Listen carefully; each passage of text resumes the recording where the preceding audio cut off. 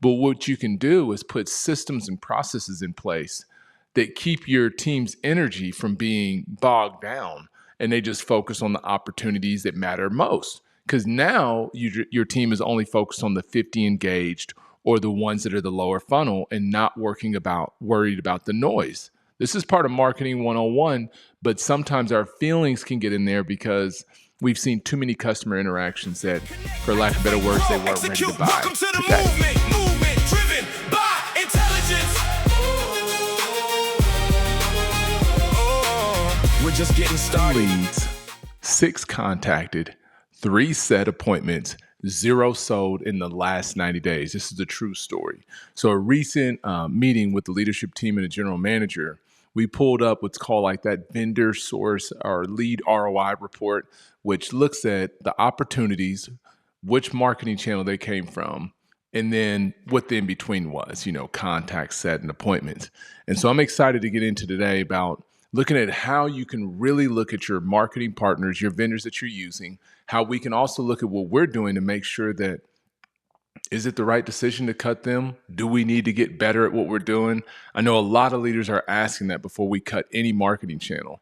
So hang in there with me. We're going to have some fun on this show today and go through some different case studies and talk about some examples and how to get the most out of every penny, every dollar that you're investing right now, because we know in the second half of 2026, this is so important. So we're going to get right into it. Let's have some fun. And I'd love your comments. Drop them on any other topics that you want me to cover, but this should be good. So if you're watching this on video, you'll see a screen share here. If you're listening to this on podcast, and I'm going to talk you through it, and you should be able to understand the flow. So part of the title here, it says the funnel math, not feelings.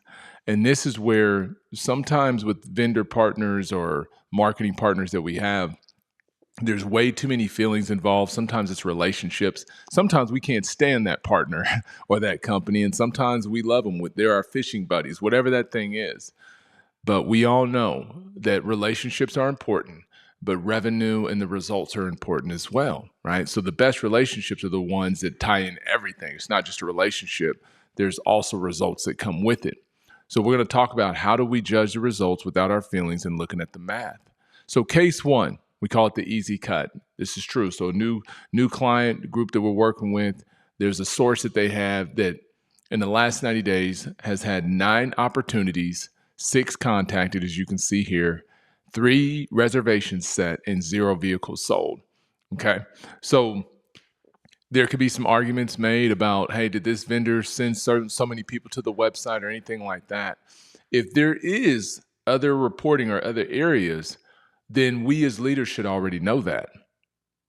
That should already be coming to our inbox. So if we see something like this and we're saying, no, this is a great provider to keep, then we should know that there's other report or there's Google Analytics, there's something that's justifying that might be missing in this report. But if there's not that, it probably means that we need to have a conversation and inspect what's going on here. Is it something that we're doing? Is it inventory? Is it merchandising? Or is it that provider? Or is it a mix of both? Okay, so this is really important. Case number 2, we call it the trap. This is where you'll hear a leader say, this lead source is terrible, it's trash, or I can't stand them. But then you pull up the opportunities and you see that the conversion is okay. You'll see that you're investing maybe $1,000 to $2,000 with this provider, and it's generated you 10 units, out of 80 opportunities or maybe 100. Is that provider really bad? It's costing you between $75 to $125 per car sold. If that's the case, you might want to look at it, because what can happen is, even if your conversion is less than that 10% sometimes, what we have to look at is the energy that was spent from our sales team to generate that sale. So sometimes we might get upset because out of 100 leads, 50 of them are terrible. They're bad, right? But out of the 50 of them that were good, we sold 10. So the overall closing ratio was 10 out of the 100, but there was so much wasted time and energy because of the poor lead source that we punted it. But what you can do is put systems and processes in place that keep your team's energy from being bogged down, and they just focus on the opportunities that matter most. Because now your team is only focused on the 50 engaged or the ones that are the lower funnel and not worried about the noise. This is part of marketing 101, but sometimes our feelings can get in there because we've seen too many customer interactions that, for lack of better words, they weren't ready to buy today. So if you're tracking with me on case number 2, look at your cost. How much is it costing you to be with that partner, that investment? And then look at what we have here. How many deals came from that? Did we lose money on those opportunities? Did we make money?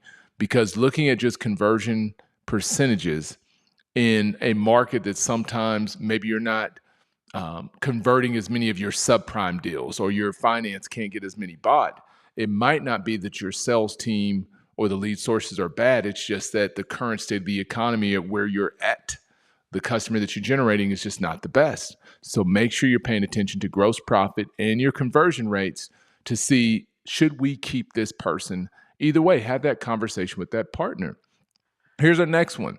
So the 2 Monday numbers that we have here that we want to pay attention to each week. So this isn't just a report on case 1 or case study 1 or case study 2, but the third part, the 2 Monday numbers that we recommend that you inspect, or you have a champion that's looking at this frequently, so we're not waiting for case studies in a 90-day review, is our contact rate, which internet sources, online opportunities that we're getting from our guests are generating less than a 70% contact rate, because our goal is we want to be 70, 80, 90%, right? Then the next thing is, what is our contact to appointment rate? You know, what benchmark have you established? So in this example, let's say we use 40% as our benchmark. So this would mean on 100 customers, we want to see at least 70 of those people we made contact with. And then out of the 70 we made contact with, we want to at least set 40% of the appointments, I think would be 28. You can correct me if I'm wrong. So if we set 28 appointments, have 75% of those people show up, that would be 21. You sell 60% of those people out of 21, then you're looking somewhere between that 11, 12, 13 units. Again, so now we're looking at the total 100. You see a 12, 13% closing ratio, but now we got to look at the gaps. Because what if you had this 100, your contact rate is 70%. But then between the contact rate and your contact to set rate is only 15 to 20%. We've seen this. Like an example here, we saw a client that had a 19% contact to set rate. So now we investigate. Is it our process? Is our leaders inspecting what we expect? Right? Do we need coaching? Do we need technology, digital assistance to guide us? We don't know these things until we pay attention to our numbers, our math. Again, none of this is feelings, right? You know, if your contact to set rate is not good and it's your team's fault because they're not doing what they're supposed to, move the feelings aside and let's start coaching, doing our one-on-ones, getting them coached up. All right. The whole point of this that I think is, you know, that's great for us to pay attention to is that when you look at these numbers often, whether it be daily or weekly, and include these in your leadership meetings and in your one-on-ones, you don't have to wait for any big, crazy things to happen, because you already can kind of start feeling the flow and start predicting patterns of what's going to happen, which that's always an exciting topic to talk about. But on the slide that I have now, there's one last thing at the bottom. It says bonus number, 43% of one store's leads arrived after close. And this is one other case that I think is so important, is saying between a lot of our clients that we're seeing in the CRM, between 35 to 45% of those opportunities are coming in after hours, especially those that are closed on Sunday, right? So be thinking about that as well. What are you doing? What is your closing percentage on the opportunities that come in after hours that have nobody touching them versus what they say the stat is when you are connecting with customers that come in after hours? Using digital assistants or setting up, we have stores that we have after hours videos, something that elevates that experience, you know, brings that thing up. So that's one other bonus metric that I wanted to bring to you as I bring it back home here. And the point of this video today was about efficiency.